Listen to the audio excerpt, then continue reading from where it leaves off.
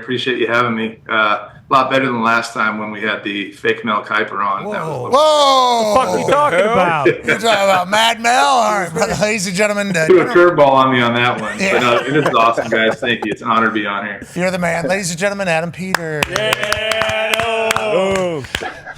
Who is this talking to me right now? What the hell? He's on the phone. What is this? What is this? It's not actually Mel Kiper.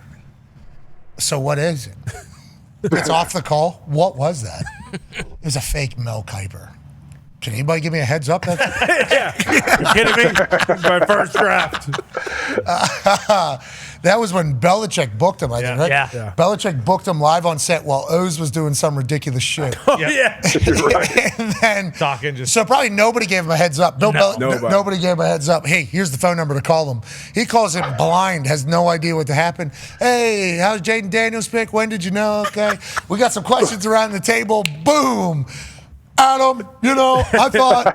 I don't remember what I asked him. Must have been something pretty outlandish. Well, the team, they were the 2 overall. It was like still the old Washington. Yeah, you had a lot to pull from. Yeah, Matt Bell. Yeah, Matt Bell had a lot to pull from. Poop pipes, all that stuff. I mean, the amount of things that we could have said. I want to go back and listen to his questions. Blindsided. You get booked by Bill, too? Booked? That's the last thing you expected. Bill Belichick booked me on the show, and then all of a sudden, 2 seconds later, I'm FaceTiming with what is this? What is this thing that is yelling at me, telling me that I'm a horrible GM? Thought it was like Lombo or Patricia, like with Bill, maybe.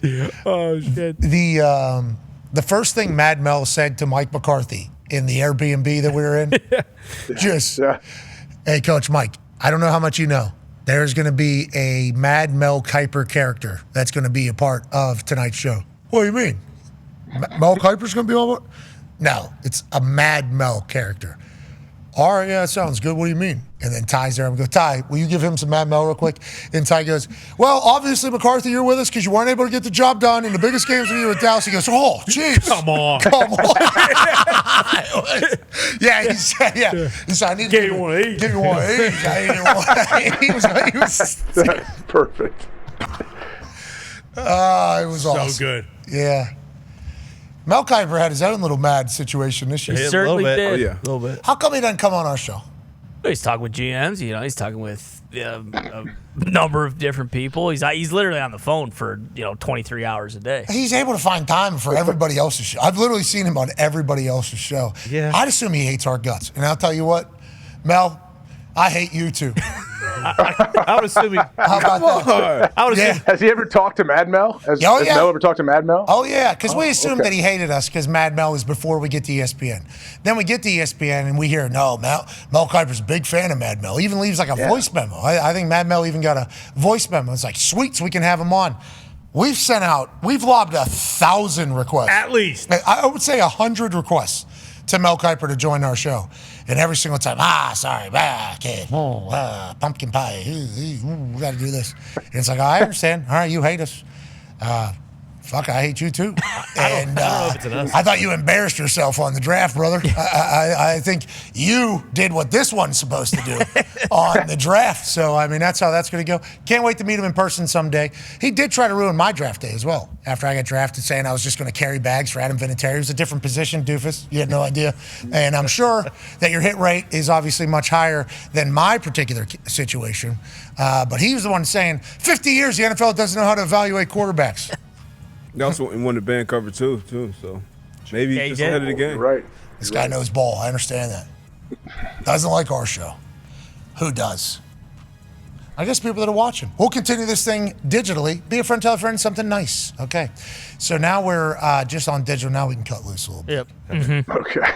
I don't hate Mel Kiper, but I had to send that out there to let him know. You're a feeler. Yeah. What the fuck? I'd send that out there to let him know. I'd send that out there to let him know, like, hey, we see what you're doing. You're on everybody's show.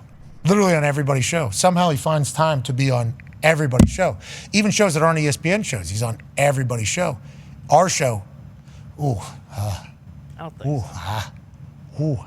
Doesn't make sense. If you were him, would you come on, though? I guess not. Definitely. No chance. Why not?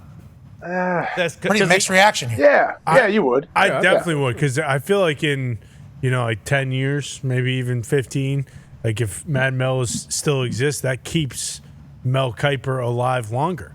Like as much as I don't think he sees it that way. I know. As much as you can, as much as you can look at it as a complete opposite. Wasn't he said positive things to you about Mad Mel? He left me a voicemail. I talked to him on the phone for like 45 minutes because I was assuming. Did you talk back to him like Mad Mel? No, I didn't. I mean, he grilled me about like my entire life pretty much. I was thinking like this guy's just trying to gather information so he can set up some sort of hit. Matt Schmidt. Have me killed or something like that. But he said, he was like, yeah, make sure Pat knows. Yeah, I don't hate him. I just, I'm busy. I called GMs. And he did the whole spiel. But I think if I had to guess, because Field Yates told us, he was like, oh, Mel loves it. He loves it. I was like, no, he doesn't. Like, I know he doesn't. Yeah, it's pretty apparent he does that's not. That's horseshit. But I do appreciate the fact that he tells people that he loves it because he probably feels obligated to say either it. that or I think a bunch of people around him, like, you should love this. Like, this is hilarious. Did you see this clip? And eventually it's just like, oh, yeah, I love it. Yeah, it's hilarious. You're not insulting him. You're not insulting Mel ever, are you? You're just over-exaggerating his voice, maybe. Yeah, but some people can see that as insulting. Satire. Like, there's been we've come across like 5 people that do impressions of me, like in real life. I got a great impression of you. I'm like, sweet. I would like to hear it. I would like to hear it. Then they do it. I'm like, oh, thank you for doing that, man. You take time out of your life. Then we walk away and I go, that is not what I sound like, right? Yeah. And then normally it's a no. And I think I'm pretty tough too, because I got like 7 different, there's cadences and everything.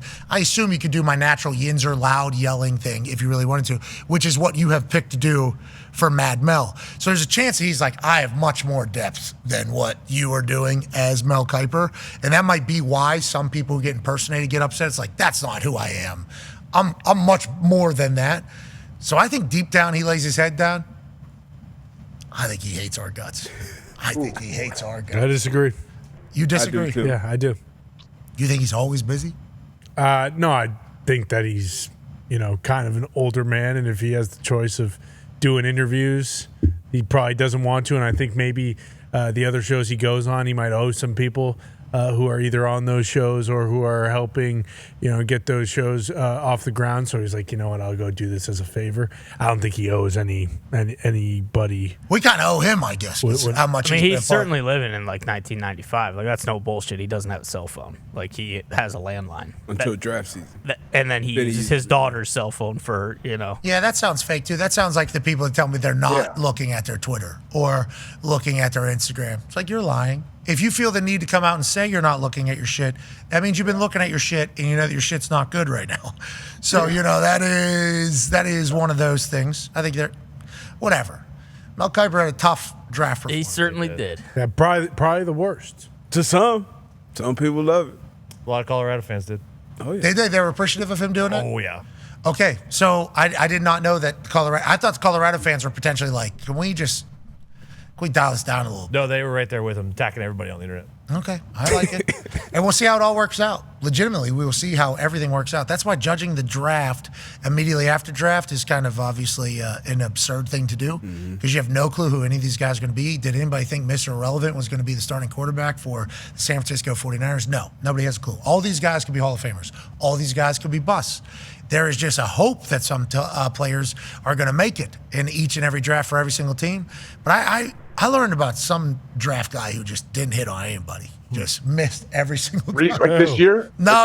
Like in the history, like the worst ever drafter. This guy, and like his percentage of players making the team the year they were drafted was like lower than anybody in history. But I think it is all a crapshoot. I legitimately think it's all such a situations are situational, such a lucky draw type thing, and I'm happy I don't have to do it. I'm happy I don't have to draft any of these guys and put billions of dollars at risk on the heads of 21, 22-year-olds becoming professionals and acting like professionals. Yeah, I mean, that's tough. It's very much a crapshoot. You could watch all the tape, and the tape could be great, and you could do all the interviews, and the no's are all great. And you could talk to their family, their coaches, their custodians, whatever, and everything could be great. And then they get to the NFL, and things just don't work out. So, yeah, I mean, it is a crapshoot, but no, to your point, I actually just saw it today. So there's a Colorado fan who's suing the NFL for $100 million for emotional distress during the draft for what happened to Shedeur. So I like that. Future earnings, the whole thing. I can't even go to work anymore. Yeah. It's bummed out. I'm bummed Think that out. one stands up? Think that stands up? Feels like there's a lot of lawsuits that wouldn't stand up in actual court, but morally people can take the high ground.